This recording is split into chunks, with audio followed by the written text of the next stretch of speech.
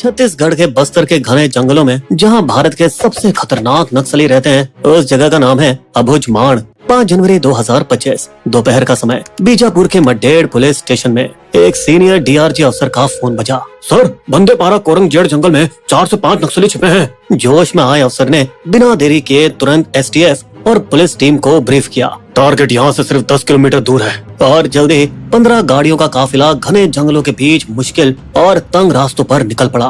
काफिला अपने टारगेट से 1 किलोमीटर पहले रुक गया, जहाँ से रोड खत्म हो गई और घना जंगल शुरू हो गया। जवानों ने बिना शोर किए एक एक कदम फूंक फूंक कर चलना शुरू किया।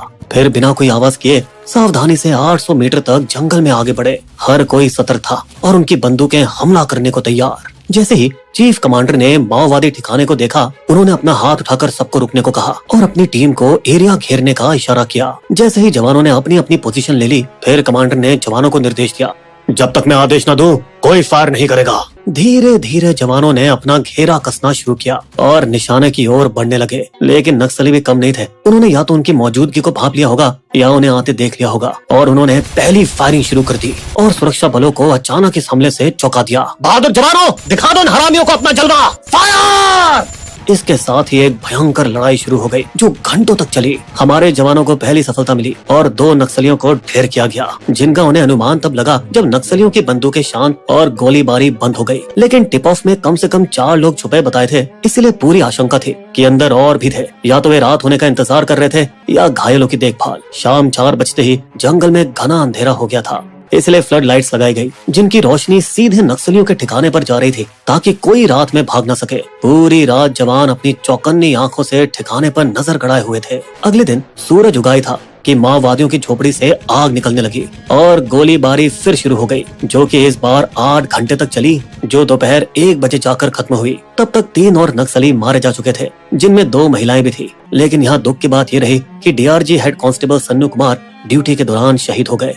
जब हमारी विजय टीम बेस पर लौटने की तैयारी कर रही थी, तो उन्होंने पहले सुरक्षा नियमों का पालन करते हुए रोड ओपनिंग पार्टी भेजी, जिसमें 15 से 20 जवान या सीआरपीएफ के लोग होते हैं। ये खोजी कुत्तों और मेटल डिटेक्टरों के साथ पैदल ही रास्ते पर छानबीन करते हैं और ये पक्का करते हैं कि सड़क के किनारे कोई आईईडी बम या जंगल में कोई नक्सलवादी छुपा तो नहीं है। आरोपी टीम के ऑल क्लियर देने के बाद ही काफिले की पहली 8 गाड़ियां 100 मीटर की दूरी बनाए रखते हुए रवाना हुई। प्रोटोकॉल के अनुसार 15 मिनट बाद बाकी 7 गाड़ियां भी निकली। 24 घंटे की भयंकर मुठभेड़ के बाद जवान अपनी जीत से काफी खुश थे। दोपहर 2:15 बजे 8 गाड़ियों की पहली टुकड़ी अम्बेली गांव के पास कुडरी बेदरे रोड की तरफ मुड़ी, अपने प्रोटोकॉल को फॉलो करते हुए, जहां उन्हें वापसी दूसरे रास्ते से करनी थी।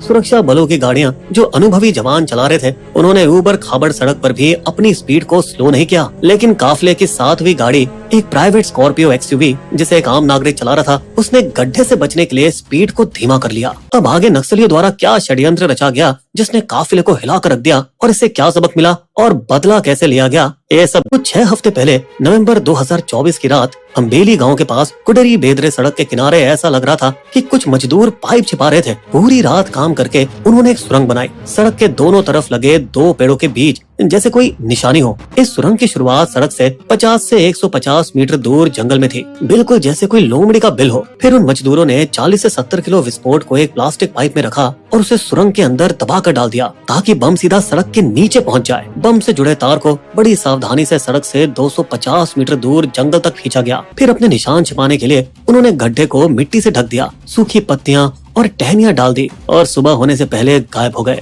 6 हफ्ते बाद जब 5 जनवरी के ऑपरेशन का टाइम आया, तब उस समय वहाँ घास इतनी घनी हो गई थी कि तारें पूरी तरह से छिप गई। ये वही टाइम था जब जवान सफल एनकाउंटर करके वापस लौट रहे थे। सुरंग खोदने वाले माओवादियों में से एक, जो उन 2 पेड़ों की निशानी से सुरंग की जगह जानता था, वो उस गुप्त स्थान पर पहुंचा जहां उसे उम्मीद थी पक्का सुरक्षा बल इसी रास्ते से लौटेंगे। और वो हरामी काफिले को देखकर बहुत खुश हो गया। लेकिन वो खुशी निराशा में बदल गई, क्योंकि सड़क के गड्ढे पर किसी ने भी गाड़ी की स्पीड को इतना धीमा नहीं किया कि वो हरामी फ्यूज को टाइम पर जोड़ सके। पर तभी वो आम नागरिक ड्राइवर वाली गाड़ी आई, जिसने ब्रेक लगाकर स्पीड धीरे की। इससे उस हरामी नक्सली को फ्यूज जोड़ने का मौका मिल गया, जो तेजी से सड़क के नीचे आईडी की ओर गया और धमाका।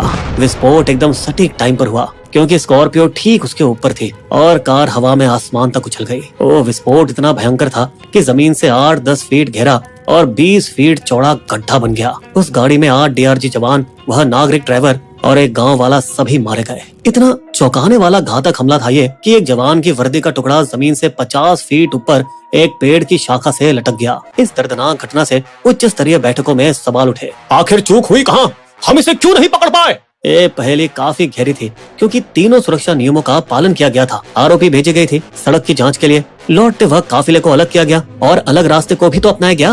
और इस धमाके से सिर्फ 5 दिन पहले 1 जनवरी 2025 को मुस्तैद आरोपी जवानों ने एक ही दिन में 2 जगहों से 13 IED बम भी बरामद किए थे। तो फिर इस बार ऐसा क्या हो गया? क्या ऑपरेशन के बाद आरोपी टीम थक गई थी और सड़क की पूरी जांच ठीक से नहीं कर पाई थी? जानकारों का तो ये तक मानना है कि अगर एक नई टीम भेजी गई थी जिसने सड़क के दोनों किनारों पर 50 से 150 गज तक वी आकार में जांचें की, तो वो जांचें सही से नहीं की गई थी।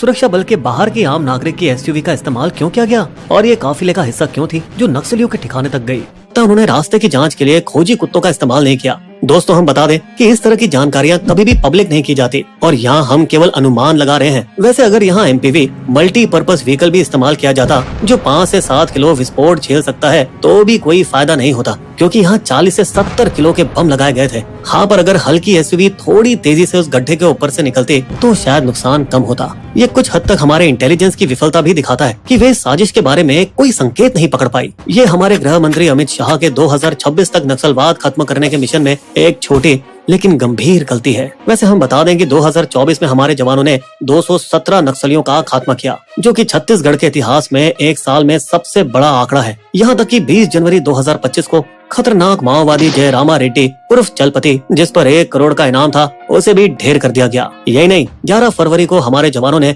इंद्रावती नेशनल पार्क में 31 नक्सलियों को मार गिराया, जो कि सालों से नक्सलियों का सुरक्षित ठिकाना बना हुआ था। हमारे जवान एक बेहद ही मुश्किल युद्ध लड़ रहे हैं, लेकिन चाहे वो कितने भी थके हो, सुरक्षा नियमों का पालन सख्ती से किया जाना चाहिए, क्योंकि एक छोटी सी गलती हमारे वीर जवानों की जान की वजह बन सकती है।